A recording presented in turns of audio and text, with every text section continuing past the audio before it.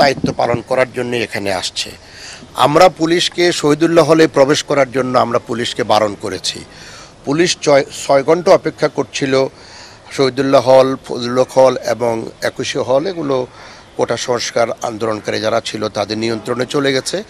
Police 6 ঘন্টা অপেক্ষা করেছে, পুলিশকে আমরা অনুমতি দিই নাই।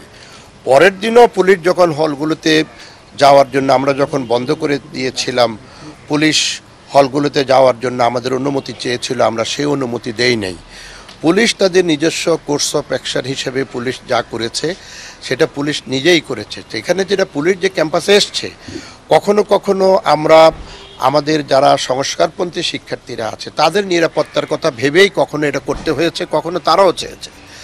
যেদিন সেটা 15 তারিখে সম্ভবত যে আমাদের কোটা সংস্কারপন্থী শিক্ষার্থীদের আন্দোলন ছিল শহীদ মিনারের এখানে, তাদের মিটিং ছিল, এবং আরেকটি মিটিং ছিল যেটি ছাত্রলীগের, সেটি ছিল রাজু ভাস্কর্যের এখানে।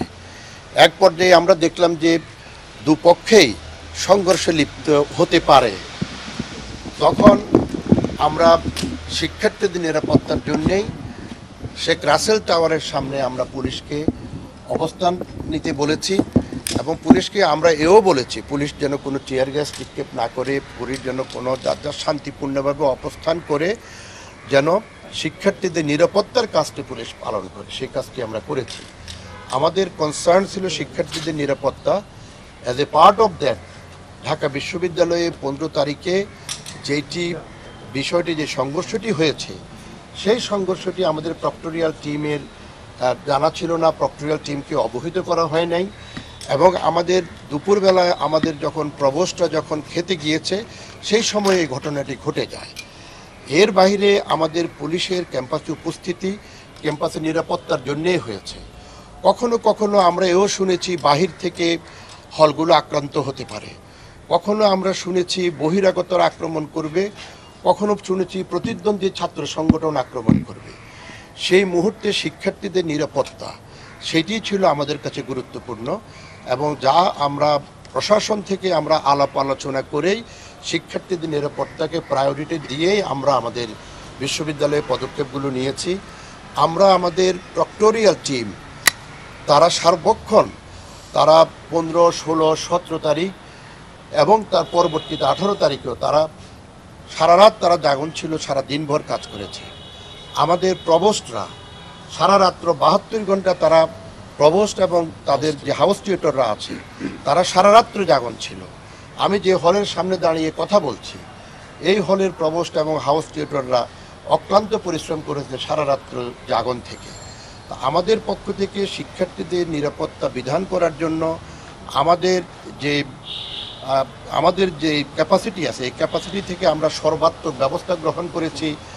আমরা আকস্মিকভাবে কখনো কখনো আমাদের হাউস টিউটরদের সাথে, প্রভোস্টের সাথে রাতের বেলায় জুমে মিটিং করে ইনস্ট্রাকশন দিয়েছি ব্লকে ব্লকে গিয়ে যেন আমাদের শিক্ষার্থীদের নিরাপত্তার বিষয়টিকে গুরুত্বপূর্ণভাবে দেখা হয় এবং তাদেরকে যেন আশ্বস্ত করা হয়।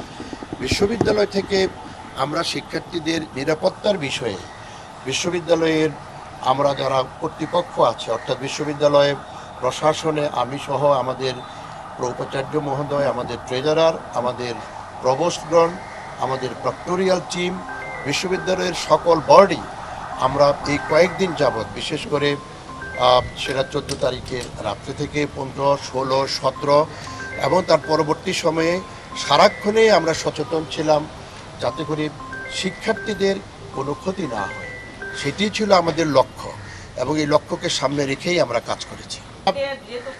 অভিভাবক হিসাবে কোটা সংস্কারপন্থী শিক্ষার্থীদের একটি প্রতিনিধি বিভিন্ন সময়ে আলোচনা করেছে সরকারের বিভিন্ন ব্যক্তিবর্গের সাথে। সেই আলোচনার সুযোগ আমরা করে দিয়েছি।